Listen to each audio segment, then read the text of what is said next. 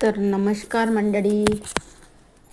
तर इथे माझे सकाळचे कामं चालू आहे बघा. आता तन्वी प्रतीक गेलेले आहे शाळेमध्ये आणि मी बनवत आहे पोहे.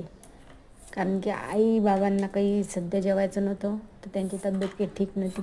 म्हणजे ते दुपारी जेवणार आहे, त्याच्यामुळे मला काही स्वयंपाक करायचा नव्हता. मी गरम गरमच बनवून देत असते त्यांना. तर मला जेवायचं होतं, तर मग माझ्यासाठी मी फक्त पोहेच बनवून घेतले. पोहे मला खूप असे आवडतात, म्हणून मी माझ्यासाठी पोहेच बनवले होते.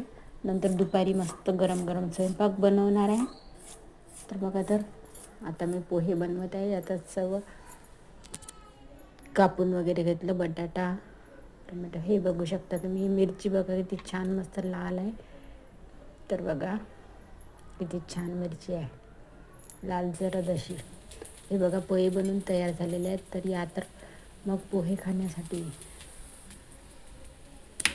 मस्त निंबू वगैरे पिळून घेतलेलं आहे आणि मी मस्त पोट भरून पोह्यांचा नाश्ता करून घेतलेला आहे. आणि